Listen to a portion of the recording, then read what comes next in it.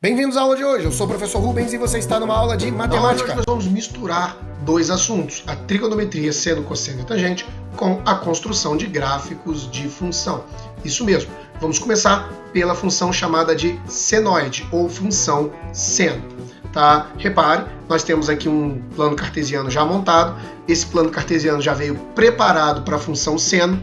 Ele tem aqui, ao invés de 1, 2, 3, 4, 5, 6 e assim vai embora, ele tem, na verdade, os valores principais de 0, π sobre 2, π, 3π sobre 2 e 2π, lembrando que são radianos, tá? E aí você precisaria ter convertido para saber quem é seno, cosseno e tangente. Então, se você não sabe, tem um card aí em cima aparecendo para você aprender a fazer essa conversão, para saber quem é 0, π, π sobre 2, 3π, e assim vai embora, para você poder calcular seno, cosseno e tangente desses ângulos específicos.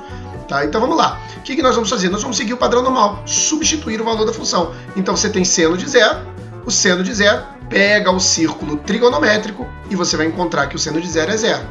A mesma coisa você vai fazer para o π sobre 2, e o seno de π sobre 2 é 1. O π, o seno de π é 0. 3π sobre 2, o seno de 3π sobre 2 é menos 1. E o seno de 2π é 0. Lembrando que nós estamos falando aqui do círculo trigonométrico. Então você precisa dominar e saber quem é o seno, cosseno e tangente de 0, π sobre 2, π, 3π sobre 2 e 2π. Por quê? Porque isso é padrão. Esses valores aqui dificilmente vão mudar. Tá? São raros os casos que você vai pegar no segundo grau mudança nesses valores. Vamos fazer a marcação então? Primeiro vai ser no 0 e 0, depois no π sobre 2 e 1, no π e 0, no 3π sobre 2 e menos 1, no 2π e 0. Nós temos então aqui o primeiro ponto no 0 e 0 está marcado. O segundo ponto é π sobre 2 e 1, vai ser lá em cima. O terceiro ponto é π e 0, volta para ser aqui.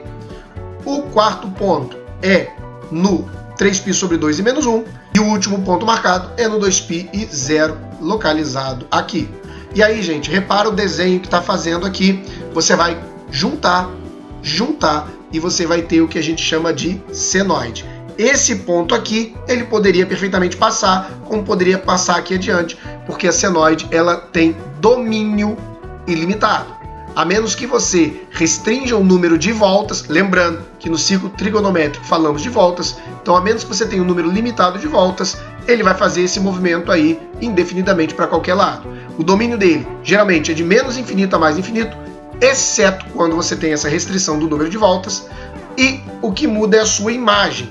A imagem é o quanto aparece do gráfico, então esse gráfico só tem de 1 para baixo, esse gráfico só tem de menos 1 para cima. Então essa é a imagem, só pega nesse intervalo. Esse gráfico ele vai do menos 1 ao 1.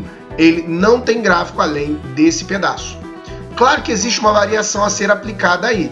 Qual variação? Você poderia ter posto, por exemplo, seno de x mais 1. Fazendo a substituição normalmente, você encontra ao invés de 0, 1. E isso mudaria o gráfico, porque em vez de marcar no primeiro ponto 0 e 0, você marcaria no primeiro ponto 0 e 1.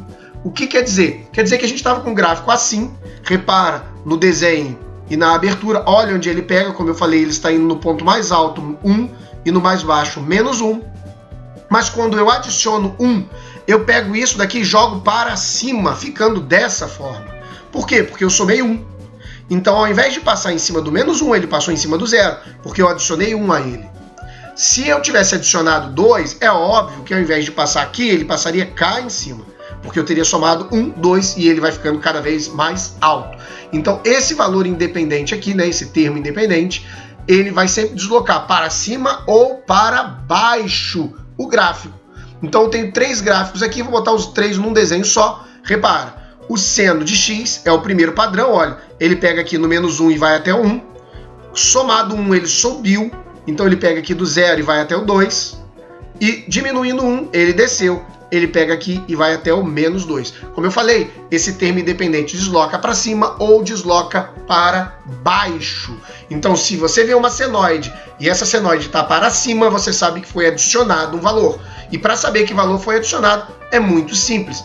Basta que você olhe aonde ele está passando. Por quê? Porque se ele estiver passando aqui em cima do 0, lembrando que ele tinha que passar no menos 1, Se ele estiver passando em cima do 0, quer dizer que foi somado 1. Se ele estiver passando em cima do 2, quer dizer que foi somado 3, né? Ó, 1, 2, 3, para poder chegar lá no 2. Então, para ele descer 1, quer dizer que você subtraiu 1. Para ele subir 1, quer dizer que você adicionou 1, ok? Lembrando que o ponto principal onde ele passa seria o menos 1 ao 1. Qualquer coisa fora disso significa que ele está fora da faixa. Também é possível encontrar um gráfico dessa maneira aí. Repara, seno de x o nosso gráfico padrão e o seno de 2x, ao invés de estar adicionando, eu estou mexendo no x, na variável. E o que aconteceu? Repara na amplitude aqui da onda, ó. A amplitude da onda, ela está nessa faixa aqui, tá? Quer dizer, ela está vindo menor do que a onda azul. Quanto maior for esse cara aqui, mais estreita vai ficar essa amplitude da onda. Vamos então voltar ao nosso primeiro gráfico para entender o que significa amplitude de onda. Esse ponto mais alto é a crista da onda, por isso que a gente costuma falar aqui, olha, o surfista está na crista da onda. Aqui embaixo é chamado de vale. Então o ponto mais alto é crista, o ponto mais baixo é vale. E desse ponto aqui até o seu equivalente aqui, nós temos uma única onda, tá certo? Que vai de uma crista, de um vale ao outro vale, ou de uma crista a uma outra crista, ou aonde você quiser medir. Seja como for, a amplitude de onda é essa medida aqui, ok? O ponto mais alto, crista, o ponto mais baixo, vale. Não esquece de baixar os exercícios do link da descrição desse vídeo. Tem também uma apostila com as explicações. Bora trabalhar!